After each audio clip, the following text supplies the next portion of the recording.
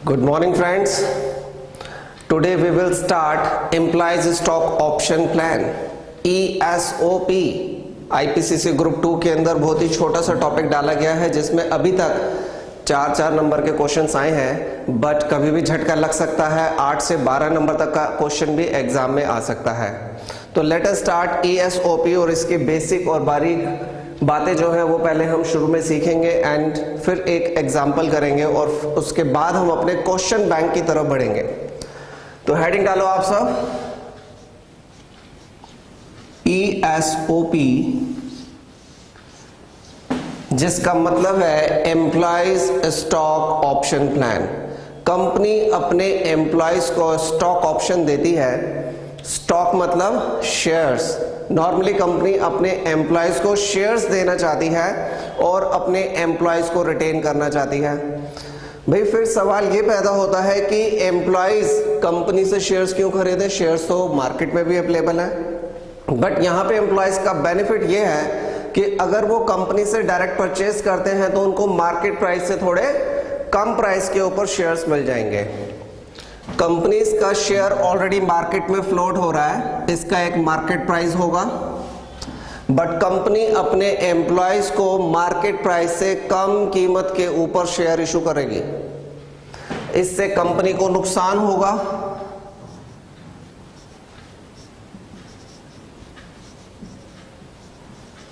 Company उस नुकसान को खुद झेलना चाहती है। क्यों? क्योंकि वो अपने एम्प्लॉयज को लंबे समय तक रिटेन करना चाहती है।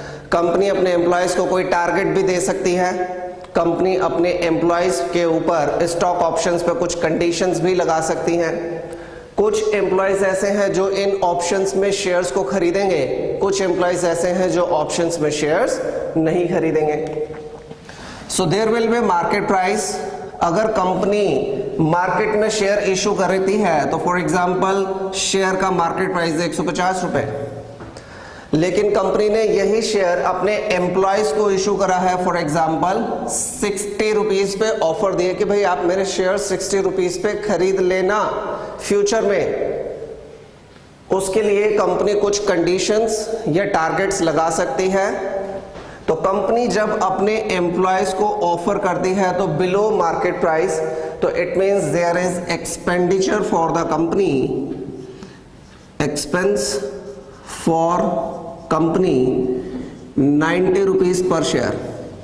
अगर एक शेयर की कीमत मार्केट में 150 रुपए है, 60 रुपीज पे एम्प्लॉयज को ऑफर कर रही है, तो कंपनी को 90 रुपीज पर शेयर का खर्चा है। कंपनी जिस डेट को ये ऑफर देती है उस डेट को हम ग्रांट डेट कहते हैं,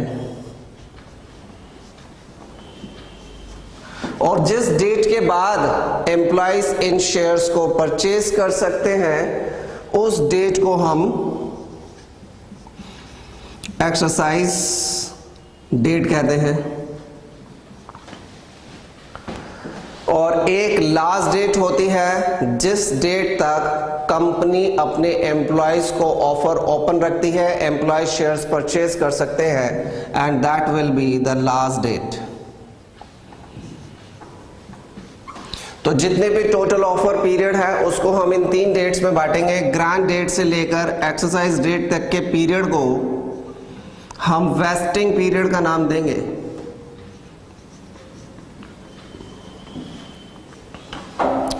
और एक्सरसाइज डेट से लेकर लास्ट डेट तक का जो पीरियड होगा उसे हम एक्सरसाइज पीरियड का नाम देंगे। दोस्तों ये जो वेस्टिंग पीरियड है it may be less than 1 year और it may be more than 1 year.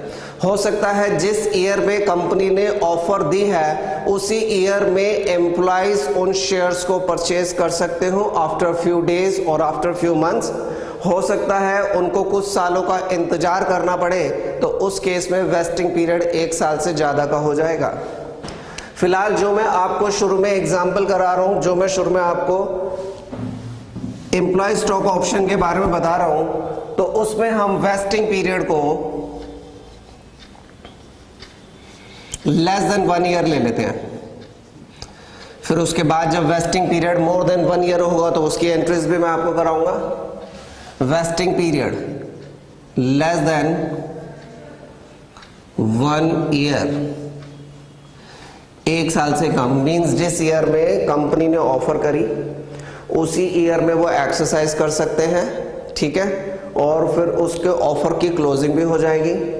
तो यहाँ पर जो ऑफर की जाती है उसमें हमें कुछ फैक्टर्स कंसिडर करने हैं, लाइक नंबर ऑफ एम्प्लॉइज कितने हैं कंपनी के,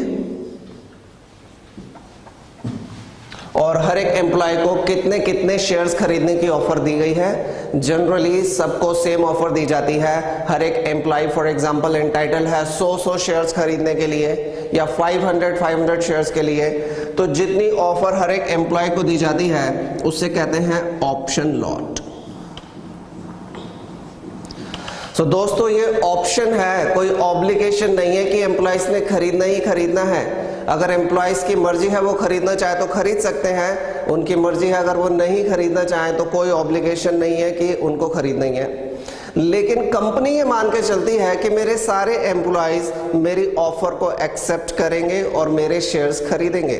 तो ज्यादा से ज्यादा कितना खर्चा हो सकता है, ये डिपेंड करता है नंबर ऑफ एम्प्लॉयज इनटू में ऑप्शन लॉट इनटू में जो कंपनी को खर्चा हो रहा है पर शेयर के हिसाब से, एक्सपेंसेस पर शेयर फॉर द कंपनी।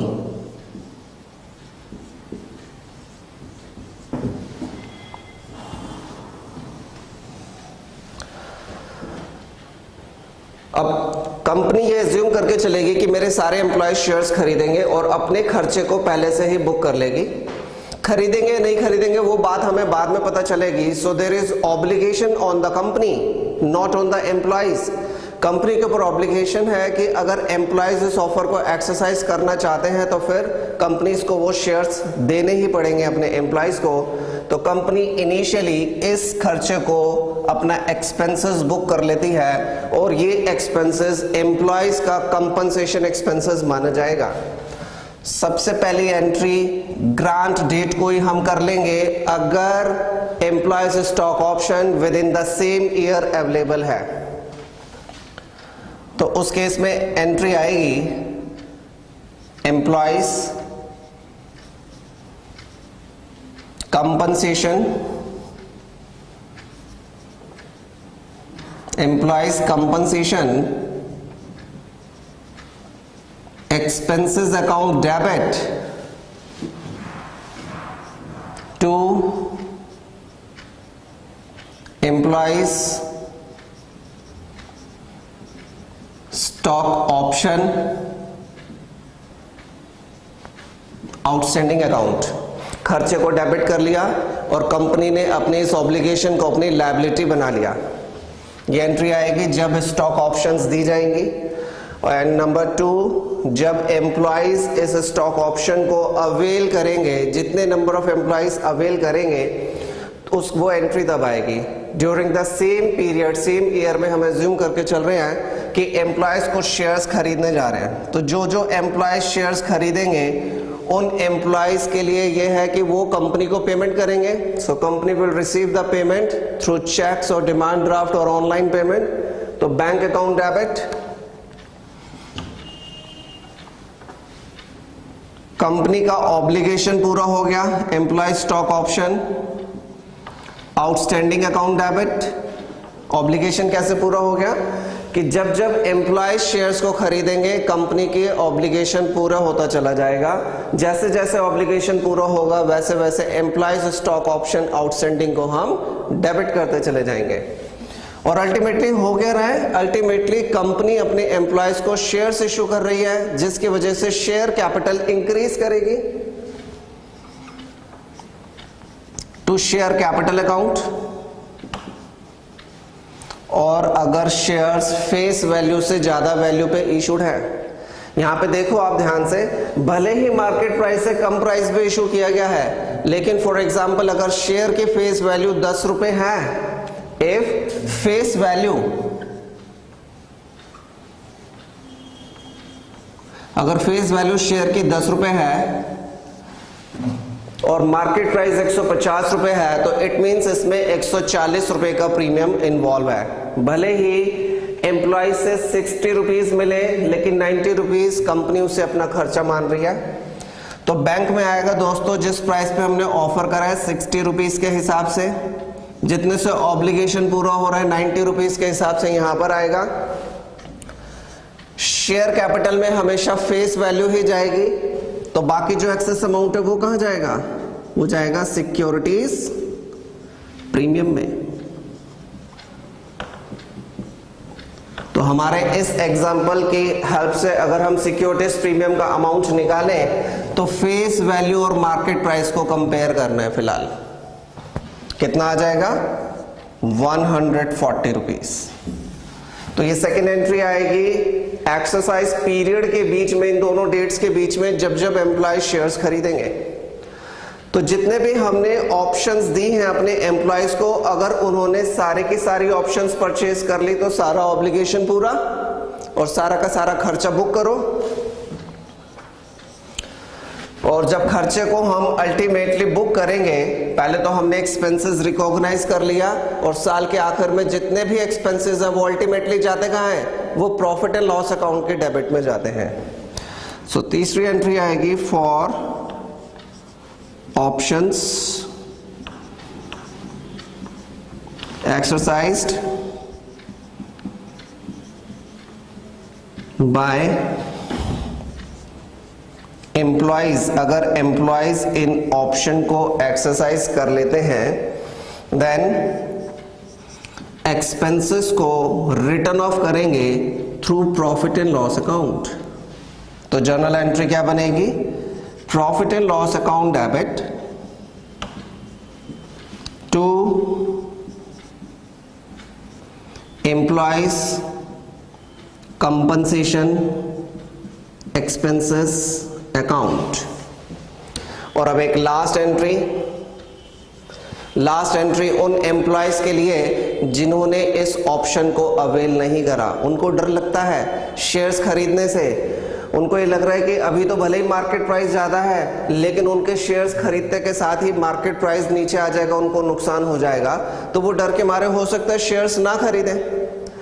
तो जो उनको ऑफर दी गई है वो ऑफर सदा के लिए ओपन थोड़ी रहेगी, वो भी कभी ना कभी ऑफर क्लोज होगी। तो दोस्तों ये है वो लास्ट डेट जिस डेट के बाद ऑफर क्लोज हो जाएगी।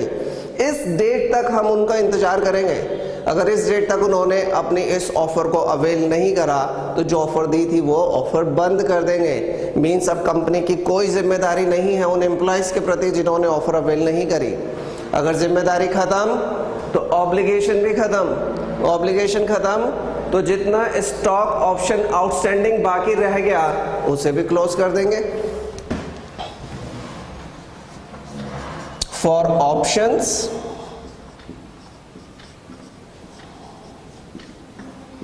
Lapsed,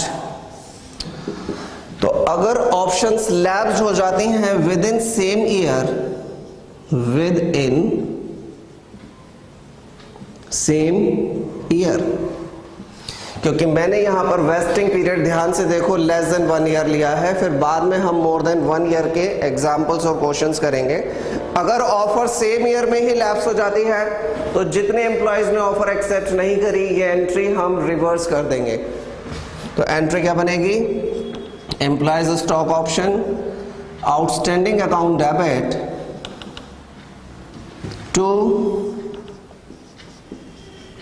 employees compensation expenses account.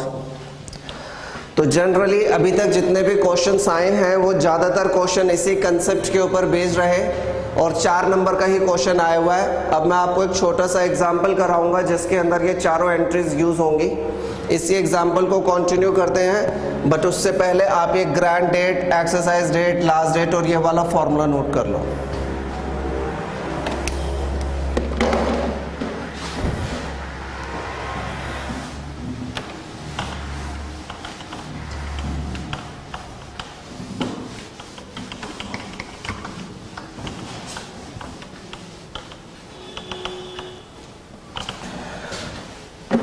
Now let us take one simple example.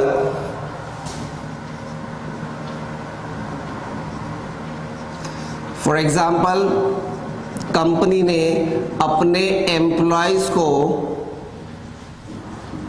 Offer करी है ऑन 10th मई 2013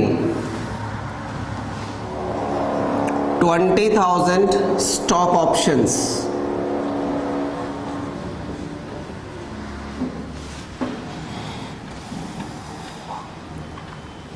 at the rate of rupees 60 per share. Market price of which is rupees 150. Company ने जिसका market price 150 रुपए था अपने employees को 60 rupees पे बेचने की ऑफर करी है। Employees can purchase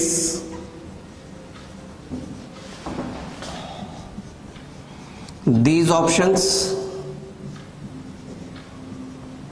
with effect from 10th January 2014 up to 15th March 2014। 10 जनवरी 2014 से वो खरीद सकते हैं और उनके पास सोचने का वक्त है एटमोस्ट ज़्यादा से ज़्यादा 15 मार्च 2014, उसके बाद वो इन शेयर्स को नहीं खरीद पाएंगे। 16,000 options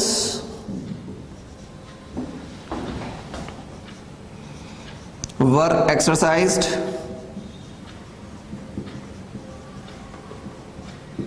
till 15th March 2014 while remaining options were lapsed।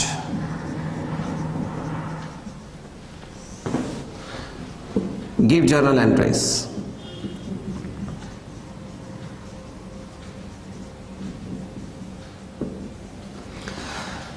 तो 15 मार्च 2014 तक सिर्फ 16,000 ऑप्शंस ही अवेल की गई, जबकि ऑफर दी कितनी गई थी 20,000 की।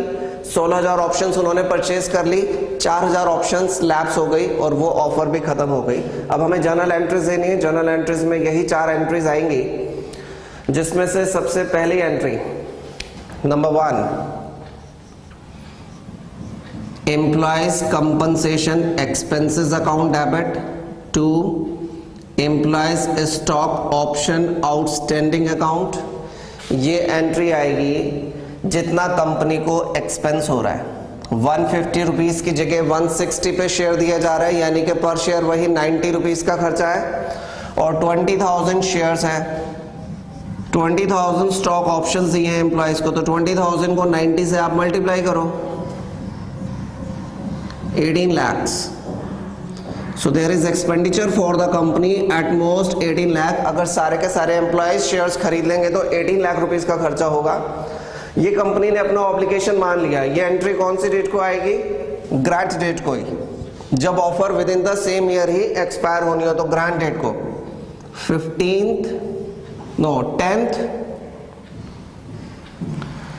10th मई को, 10th मई 2013 को ये वाली डेट आएगी। उसके बाद ये ऑफर खुली हुई है और एम्प्लॉयज इन शेयर्स को परचेज कर सकते हैं 10 जनवरी से 15 मार्च के बीच में। तो डेट में आपने लिखना है during 10th January 2014 to 15th मार्च 2014। जब भी शेयर्स खरीदे होंगे इन्हीं डेट्स के बीच में खरीदे होंगे, तो ये वाली एंट्री आएगी। जितने शेयर्स खरीद ले गए बैंक अकाउंट डेबिट, जितने शेयर्स खरीदे एम्प्लॉयज ने उतना ही कंपनी का ऑब्लिगेशन पूरा हुआ, तो नेक्स्ट स्टेज का डेबिट करेंगे कंपनी का obligation. Employees stock option outstanding account debit to share capital account to securities premium account. तो कितनी ऑप्शंस अवेल हो गई? 16,000। तो एम्प्लॉयज कितना पैसा देंगे? 16,000 शेयर्स का ही देंगे। एक शेयर का प्राइस कितना? ऑप्शन प्राइस 60 रुपीज रखा गया है। तो 16,000 को 60 से मल्टीप्लाई करो आप, 9,60,000। और कितना ऑब्लिगेशन पूरा हो गया? इन्हीं 16,000 शेयर्स का ऑब्लिगेशन पूरा हो गया। एक शेयर के ऊपर कितना ऑब्लिगेशन था? जितना कंपनी का खर्चा था, यानी कि 90 रुपीज। तो 16,000 इंटू 90 करो, 14,40,000, 14,40,000। और शेयर की फेस वैल्यू 10 रुपए है, नहीं भी बताई तब भी आप 10 रुपए ही एज्यूम करेंगे। तो जितने शेयर्स उन्होंने परचेज कर लिए, यहां पे जैसे बताया था, नंबर ऑफ ऑप्शंस जो एम्प्लॉयज ने परचेज करा उसको फेस वैल्यू से मल्टीप्लाई करेंगे। 16,000 इंटू 10 यानी कि 1,60,000। और सबसे लास्ट में आपने एक्सेस अमाउंट को सिक्योरिटीज प्रीमियम में डालना है, यानी कि 16,000 इंटू 140। तो इसमें से 16,000 को 140 से मल्टीप्लाई करो तो कितना आएगा?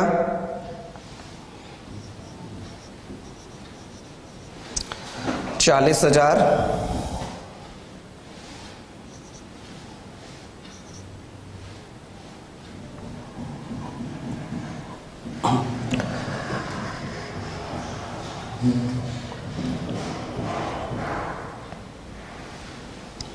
यहां पे टोटल आ रहा है 22,40,000 रुपए। ठीक है, तो 22,40,000 सिक्योरिटीज प्रीमियम में चला जाएगा। ये थी आपकी सेकेंड एंट्री। उसके बाद तीसरी एंट्री और चौथी एंट्री कौन कौन सी आएगी? जो यहाँ पे लिखी है third and fourth entry same ही आएगी। मैं आपको अमाउंट बता रहा हूँ, एंट्री आपने यही पास करनी जो इधर लिखी है। ये एंट्री उन शेयर्स के लिए है जो ऑफर एम्प्लॉयज ने एक्सेप्ट कर ली, उसे अपना खर्चा मान के प्रॉफिट एंड लॉस में डेबिट कर देंगे। तो एम्प्लॉयज ने 16,000 शेयर्स की ऑफर एक्सेप्ट करी है। 16,000 इंटू 90, एंट्री नंबर 3 आएगी आपकी 14,40,000 रुपीज से। ठीक है, एंट्री क्या आएगी? Profit and loss account debit to employees compensation expenses account.